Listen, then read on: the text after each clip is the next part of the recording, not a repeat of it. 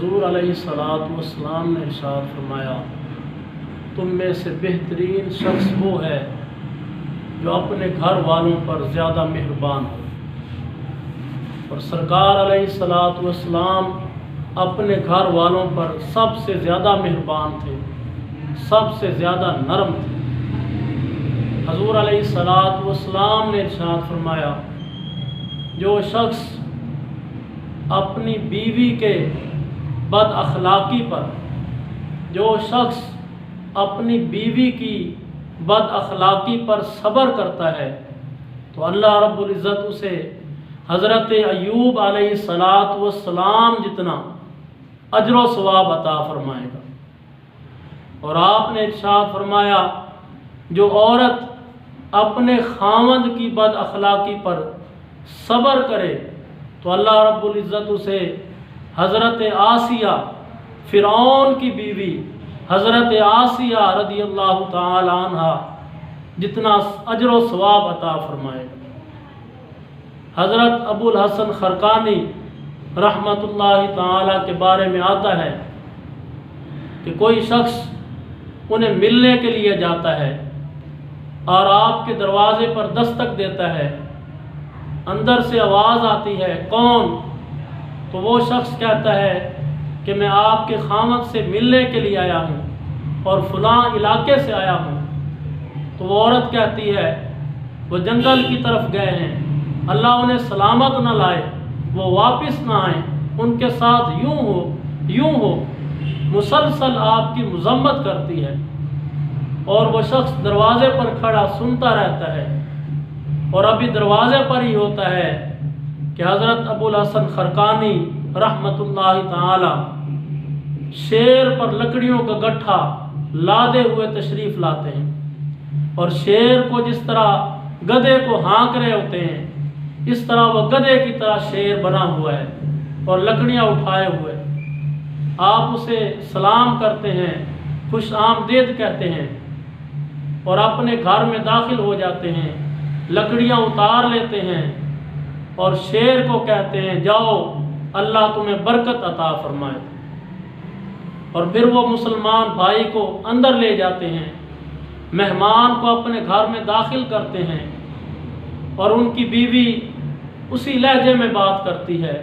اس کا لہجہ سخت ہوتا ہے اور وہ آپ کی مذمت کرتی ہے اور وہ سختی کے ساتھ آپ کو کھانا دیتی ہے۔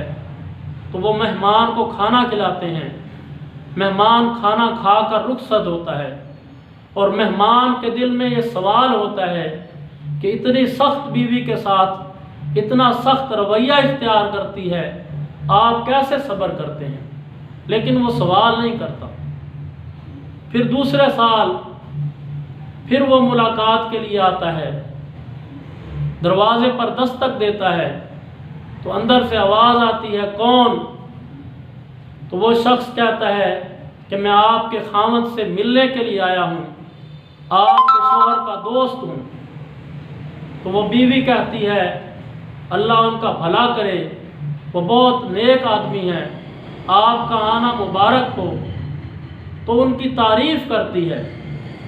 تو وہ شخص خوش ہوتا ہے ادب کی وجہ سے کہ پہلے والی جو بیوی تھی وہ تعریف نہ کرتی تھی، اس کا لہجہ سخت تھا، وہ مذمت کرتی تھی۔ اور پھر ابھی دروازے پر ہی کھڑا تھا کہ شیخ اپنے سر پر لکڑیوں کا گٹھا اٹھائے ہوئے آتے ہیں، لکڑیاں اپنے سر پر اٹھا کر آ رہے ہوتے ہیں اور اسے سلام کرتے ہیں اور اسے اپنے گھر میں لے جاتے ہیں۔ پھر وہ عورت دونوں کو ادب سے بلاتی ہے، پیار سے بلاتی ہے، اس کا لہجہ بھی نرم ہوتا ہے۔ اور وہ شخص جو پچھلے سال بھی آیا تھا، پچھلے سال والا بھی سوال اس کے دماغ میں تھا، ذہن میں تھا، اور اس سال اس نے جب ماجرا دیکھا تو ماجرا اس کے برعکس ہے، الٹ ہے۔ تو وہ سوال کرنے لگا، پوچھنے لگا کہ یا شیخ جب میں پچھلے سال آیا تھا تو آپ کی بیوی بڑی سخت لہجے والی تھی، آپ کی مذمت کر رہی تھی، اور آپ شیر پر لکڑیوں کا گٹھا لاد کر لا رہے تھے، اور جب میں اس سال آیا ہوں تو آپ کی بیوی فرما بردار ہے، آپ کا ادب کرتی ہے، آپ کی نافرمانی نہیں کرتی، اور آپ خود لکڑیاں اٹھا کر لا رہے ہیں۔ تو شیخ ابو الحسن خرقانی فرماتے ہیں میری پہلے والی بیوی میری عورت فوت ہو گئی، جس کی وجہ سے میں نے دوسری شادی کی، اور وہ عورت سخت مزاج تھی، وہ مجھے مذمت کرتی تھی، مجھے تنگ کرتی تھی، اور میں اس کی بد اخلاقی پر، بدتمیزی پر صبر کرتا تھا، اور صبر کرنے کی وجہ سے اللہ رب العزت نے مجھے شیر پر سوار کر دیا، شیر پر مسخر کر دیا، اور یہ عورت یہ میرا ادب کرتی ہے، بد اخلاقی سے پیش نہیں آتی، بدتمیزی نہیں کرتی، اخلاق کے ساتھ پیش آتی ہے، میری فرما برداری کرتی ہے، تو میں آرام سے ہوں۔ اس آرام کی وجہ سے اللہ رب العزت نے اب مجھے سے وہ شیر کی سواری چھین لی، کیونکہ وہ صبر کی وجہ سے تھا، وہ صبر کا مجھے پھل دیا جا رہا تھا۔ تو حضرات محترم، صبر بہت بڑا مقام ہے۔ صبر اللہ رب العزت کا وہ مقام ہے کہ لوگوں کو اللہ پاک شیروں پر سوار کر دیتا ہے، اور صبر کرنے والوں کو اللہ اپنا محبوب بندہ بنا لیتا ہے۔